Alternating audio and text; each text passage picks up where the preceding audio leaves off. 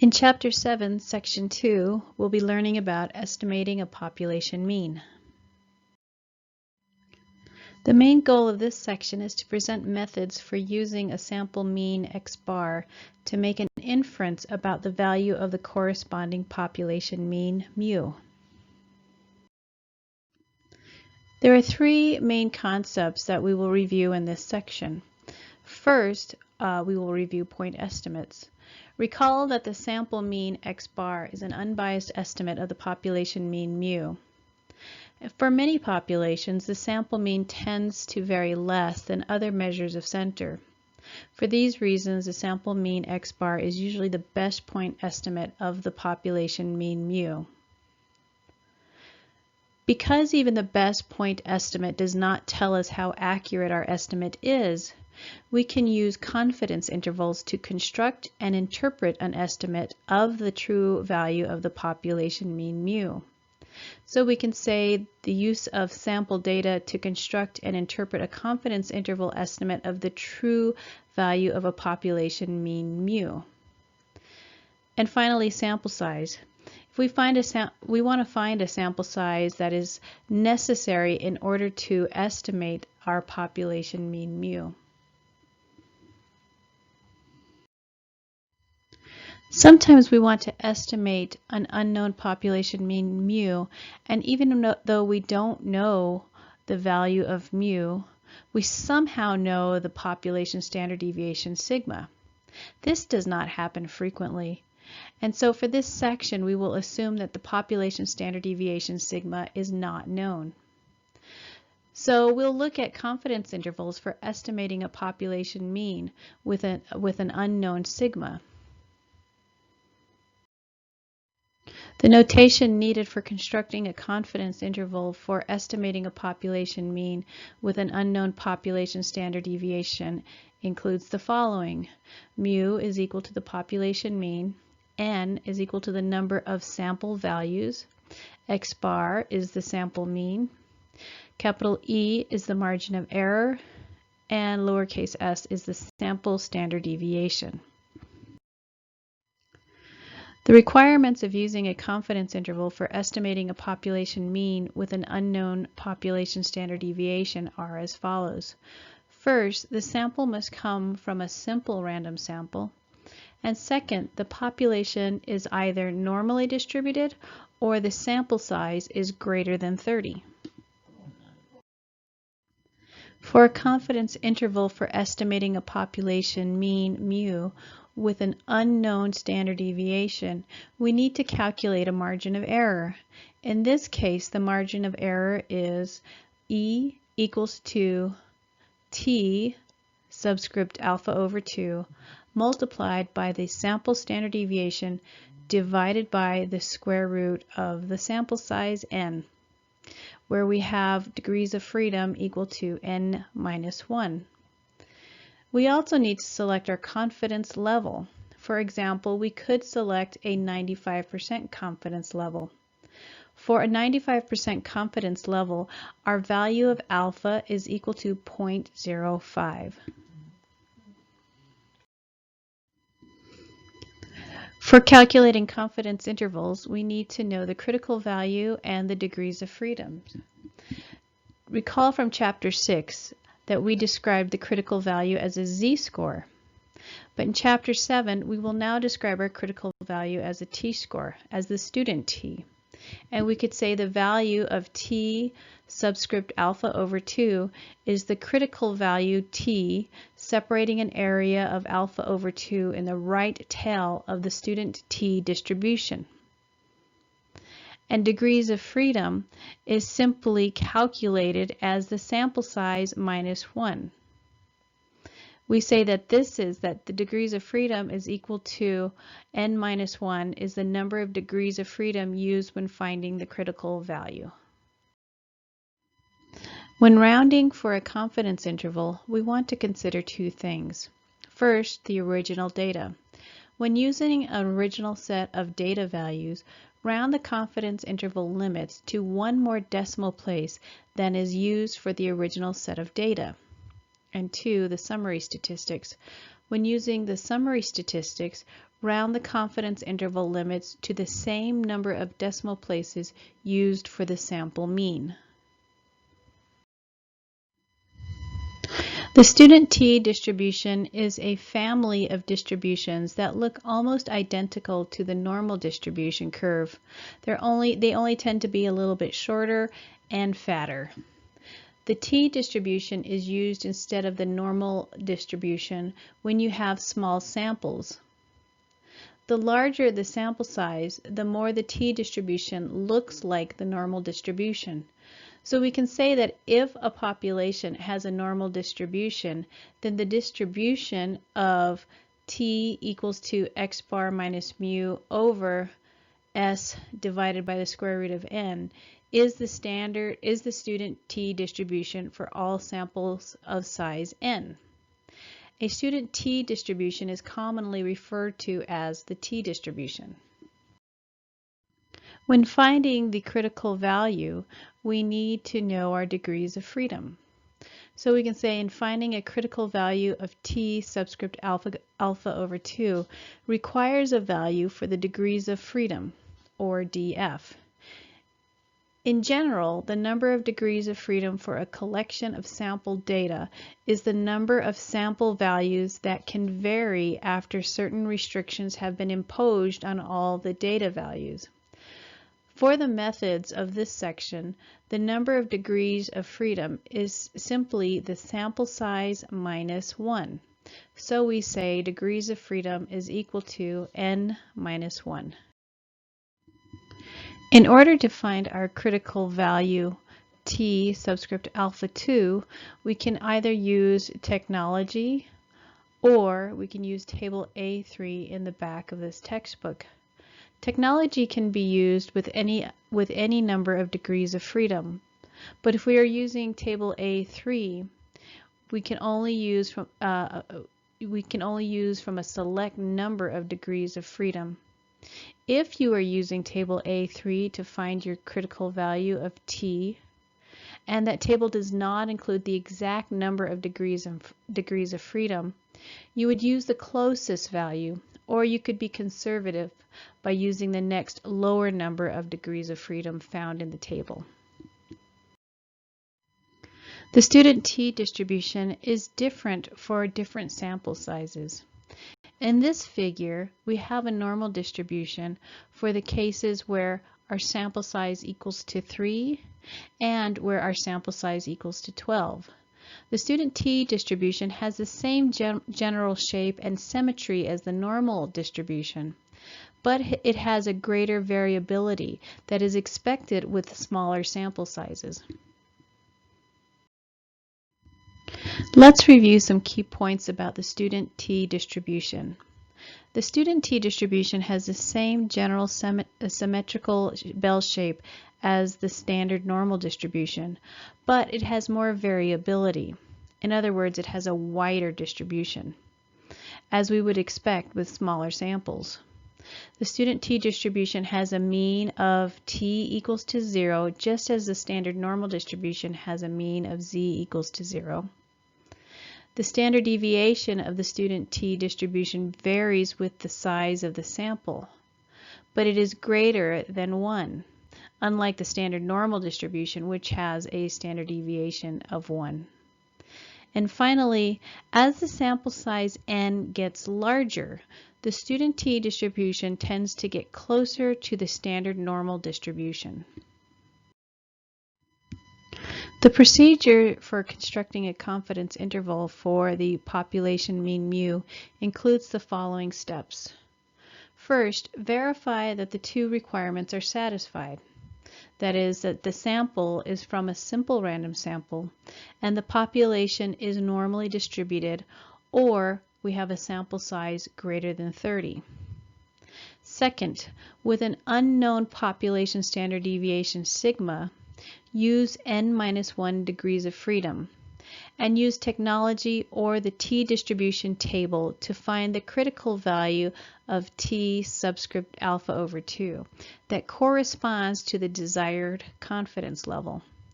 And finally, evaluate the margin of error using E equals to t subscript alpha over 2 multiplied by the standard deviation of the sample divided by the square root of the sample size with n minus 1 degrees of freedom. And 4, using the value of the calculated margin of error E and the sample mean x bar, substitute the values in one of the formats for the confidence interval. So we can have x bar minus the margin of error is less than the population mean mu is less than x bar plus the margin of error, or we could say x bar plus or minus the margin of error, or we could say parentheses sample mean minus the margin of error, comma, sample mean plus the margin of error. And 5, with an original set of data values, round the confidence interval limits to one or more decimal place than used for the original data set. But when using summary statistics, round the confidence interval limits to the same number of decimal places used for the sample mean. Let's consider this example. Find the critical value t subscript alpha over 2 that corresponds to a 95% confidence level, given that the sample size is n equal to 15. Now for the solution. Because n equals to 15, the number of degrees of freedom is equal to n minus 1 equals to 14. The 95% confidence level corresponds to alpha equal to 0.05. So there is an area of 0.025 in each of the two tails of the t distribution as shown in this distribution. We can use technology to find our critical value. For example, if we're using Microsoft Excel, for a 2 t-tail test, we can use the formula t period inv period 2t, open parentheses 0.05, which is our alpha level, comma 14, which is our degrees of freedom. If we're using table A3 to find our critical value, recall that table is on page 562 of our textbook. We would use the column with 0.05 for the area in two tails, or the same column of 0.025 for the area in one tail. And then the row of the number of degrees of freedom where the degrees of freedom is equal to 14. And from our table, we get that our critical value t is equal to 2.145. If we know our confidence interval, but we want to know what our point estimate is, we can calculate our point estimate using the formula x bar equals to the upper confidence level, or excuse me, upper confidence limit plus the lower confidence limit divided by 2. Also, we can find our margin of error using the formula E equals to the upper confidence limit minus the lower confidence limit divided by 2. Now let's determine the sample size n needed to estimate the value of the population mean mu. The notation needed to find the sample size required to estimate a population mean is as follows. Mu equals to the population mean, sigma equals to the population standard deviation, x bar equals to the sample mean, capital E equals the desired margin of error, and z subscript alpha over 2 is the z-score separating the area of alpha over 2 in the right tail of the standard normal distribution. When we're finding the sample size required to estimate the population mean, we first want to assume that our sample will come from a simple random sample. And then we can find the sample size using the formula n equals to quantity z subscript alpha over 2 multiplied by the population standard deviation divided by the margin of error quantity squared. If the computed sample size is not a whole number, be sure to round that value up to the next value of n, to the larger whole number. When dealing with an unknown population standard deviation sigma, we want to find a substitute for sigma. Here are a few ways we can work around the problem of not knowing sigma.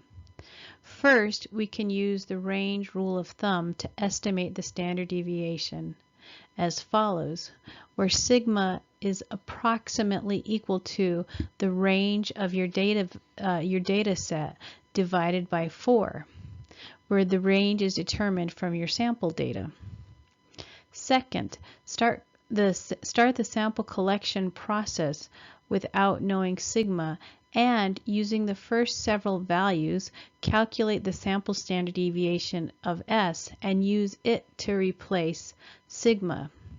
The estimated value of sigma can then be improved as more sample data are obtained, and the sample size can be refined accordingly.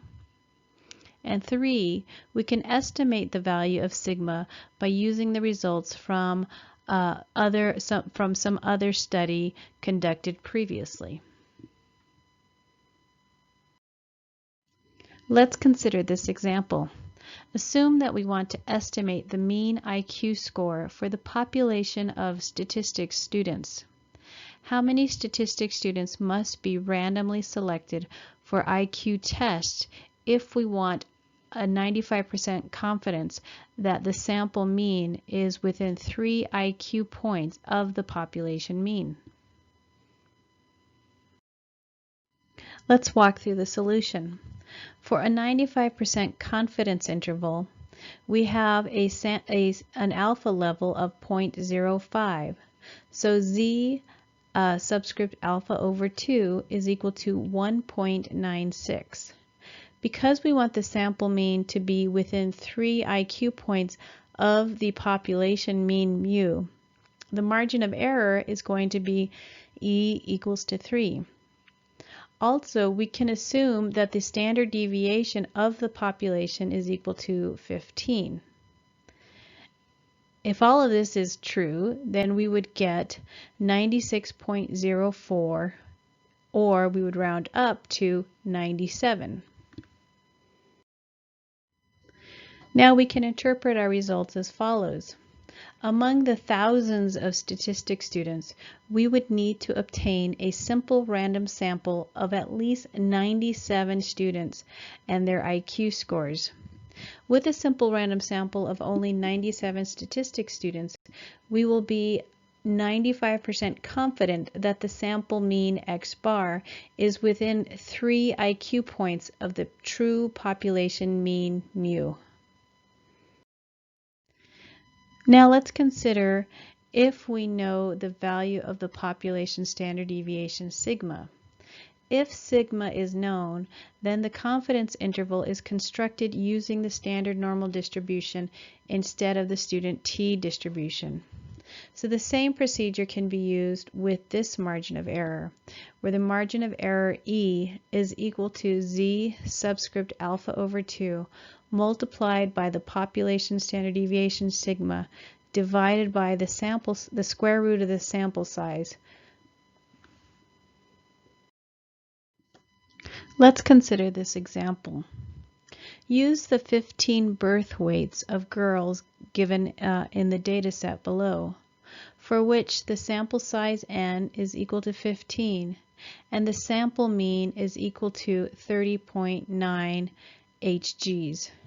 Let's construct a 95% confidence interval estimate of the mean birth weight of all girls, assuming that the population standard deviation sigma is known to be 2.9 Hgs. Before we can solve our problem, we need to ensure that our requirements are met. First, we need to check if the sample is from a simple random sample. And second, because our sample size is n equals to 15, the requirement that the population is normally distributed or the sample size is greater than 30 can only be satisfied if the sample data appear to be from a normally distributed population. So we'll want to investigate normality. We can use the normal quantile plot to judge if our data appear to be from a normally distributed population. You can review this from Chapter 6, Section 5 to learn more about the normal quantile plot. But for now, just know that our sample data, because they appear on that linear line, they do seem to come from a normally distributed population. Now we can construct a 95% confidence interval to estimate the mean birth weight of our 15 girls. Recall that we are assuming that the standard deviation of our population is known to be 2.9 HGs. So with a 95% confidence level, we have alpha equal to 0.05. And we can get our z critical value of z subscript alpha over 2 to equal to 1.96. We can get this from the appendix of our z-score distribution in the back of the book. And also our population standard deviation is assumed to be 2.9, and our sample size is n equals to 15. And so we can calculate our margin of error. So our margin of error is equal to 1.96 multiplied by 2.9 divided by the square root of 15 is equal to 1.46760. Continuing with our solution, recall that our sample mean is equal to 30.9. And we just calculated our margin of error to equal to E equals 1.46760. So we can find our 95% confidence interval as follows. So we could say that x bar minus our margin of error is less than mu is less than x bar plus our margin of error, or 30.9 minus 1.46760 is less than mu is less than 30.9 plus 1.46760, or 29.4 Hg less than the population mean is less than 32.4 Hg. And notice we rounded up to 1 decimal place. So we can interpret this as, with 95% confidence, our population mean of the birth weight of girls is between 29.4 Hgs and 32.9 Hgs.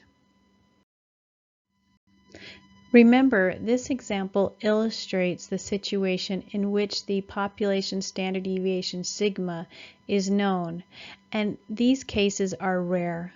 The more realistic situation is where our population standard deviation sigma is unknown. Here is a table that displays the conditions needed to determine whether we use the z distribution or the student t distribution. If our population standard deviation sigma is unknown, we know our sample comes from a normally distributed population, we will use the student t distribution. If sigma is unknown and we have a sample size greater than 30, we will use the student t distribution. If sigma is known and we know our sample comes from a normally distributed population, we use the z distribution. And if sigma is known and we have a sample size greater than 30, we use the z distribution. If the population is not normally distributed and our sample size is less than or equal to 30, there are other methods that we can use, but we will not review those methods in this class.